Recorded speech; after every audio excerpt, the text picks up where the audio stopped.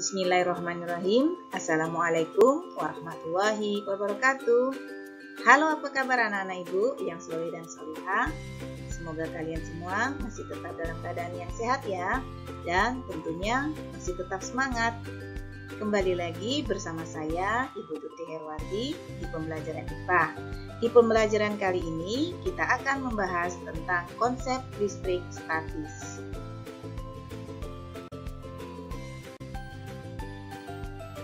Adapun indikator pencapaian kompetensi pada pertemuan kali ini yaitu 1. Memahami pengertian muatan listrik, 2. Memahami pengertian hukum Coulomb, 3. Memahami pengertian medan listrik, dan yang keempat, memahami pengertian beda potensial dan energi listrik.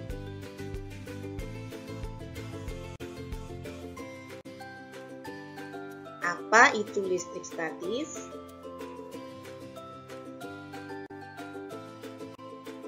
Dalam kehidupan sehari-hari, ada banyak gejala-gejala yang merupakan gejala atau yang berkaitan dengan listrik statis.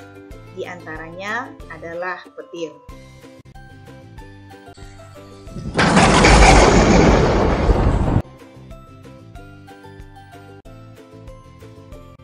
Petir adalah salah satu contoh gejala listrik statis. Nah, apa itu listrik statis? Kita bisa artikan listrik statis itu sebagai gejala kelistrikan yang terjadi karena ketidakseimbangan muatan pada benda, atau bisa juga diartikan sebagai kumpulan muatan listrik yang tidak mengalir dan dapat menimbulkan gejala-gejala kelistrikan. Nah, dari dua pengertian ini kita dapat simpulkan kalau listrik statis itu terjadi karena ketidakseimbangan muatan listrik. Apa itu muatan? Yuk simak penjelasannya berikut ini.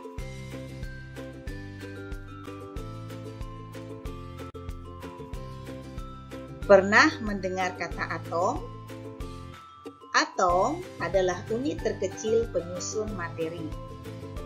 Setiap zat, setiap benda, apapun bendanya, termasuk tubuh kita, jika dipotong-potong menjadi bagian kecil, maka bagian kecil inilah yang disebut atom.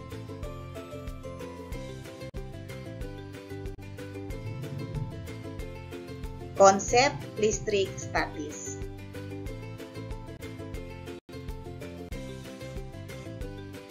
Yang pertama, muatan listrik.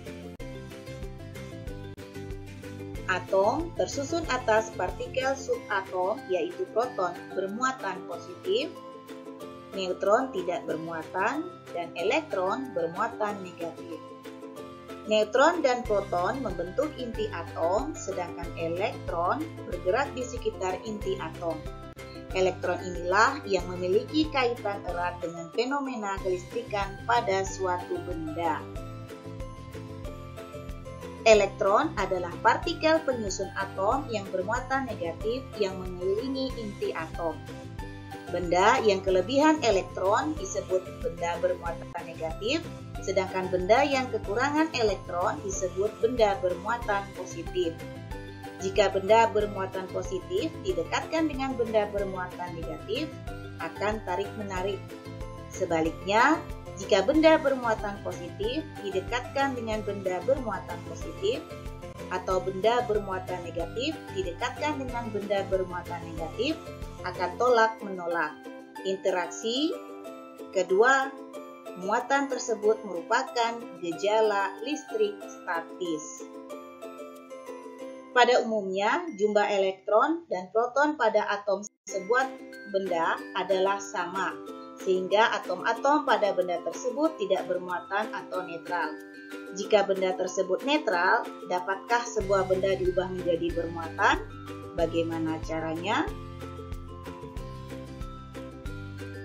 Salah satu cara untuk mengubah benda menjadi bermuatan adalah dengan menggosokkan benda Sisir atau penggaris plastik yang digosokkan pada rambut kering akan bermuatan negatif karena sisir atau penggaris plastik mengalami kelebihan elektron.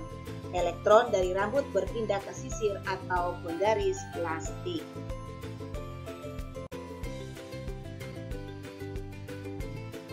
Dua, hukum Coulomb. Bagaimanakah hubungan antara jarak dua benda yang bermuatan listrik terhadap gaya tolak-menolak atau gaya tarik-menarik antar kedua benda? Ilmuwan Prancis Charles Augustin Coulomb menyelidiki hubungan gaya tolak-menolak atau gaya tarik-menarik dua benda bermuatan listrik terhadap besar muatan listrik dan jaraknya menggunakan alat neraca puntir Coulomb. Berdasarkan percobaan dengan menggunakan neraca puntir, Coulomb menyimpulkan interaksi dua benda yang bermuatan sebagai berikut. Semakin besar jarak kedua benda yang bermuatan, semakin kecil gaya listrik antara benda tersebut dan sebaliknya.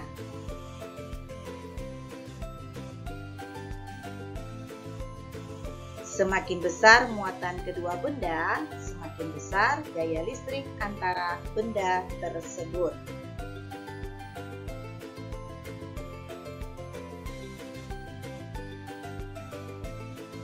Secara matematis, rumusan gaya Coulomb dapat dituliskan sebagai berikut.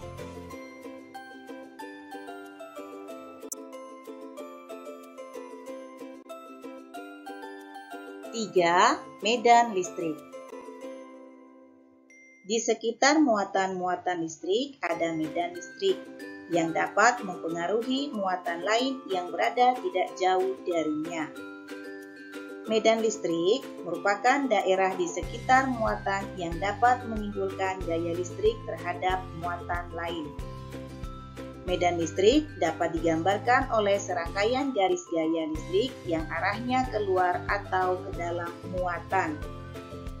Arah garis gaya listrik ke dalam digunakan untuk menunjukkan muatan negatif. Arah garis medan listrik keluar digunakan untuk menunjukkan muatan positif. Bagaimana cara menentukan besar kuat medan listrik? Kuat medan listrik didefinisikan sebagai besarnya gaya listrik yang bekerja pada satu satuan muatan uji, maka besarnya kuat medan listrik pada tempat muatan uji tersebut adalah sebagai berikut.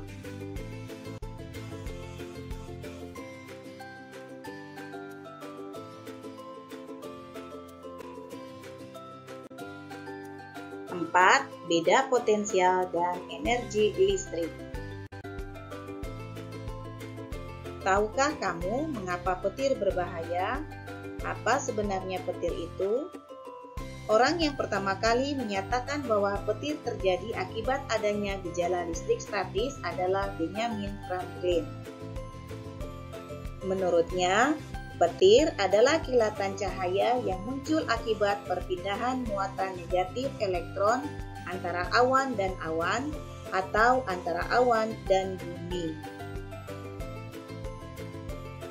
Petir dapat terjadi karena adanya beda potensial yang sangat besar antara dua awan yang berbeda atau antara awan dengan bumi. Akibatnya akan terjadi lompatan muatan listrik atau perpindahan elektron secara besar-besaran dari awan ke awan atau dari awan ke bumi.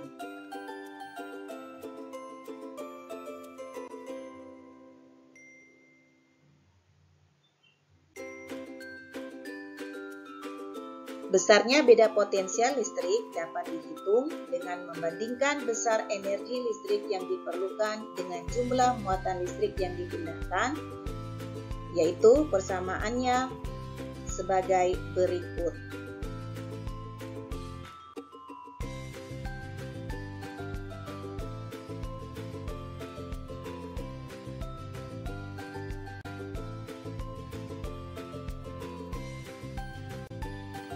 Baik anak-anak, sudah cukup jelaskan penjelasannya. Bu Guru berharap kalian bisa memahaminya. Bu Guru akhiri pembelajaran ini. Assalamualaikum warahmatullahi wabarakatuh.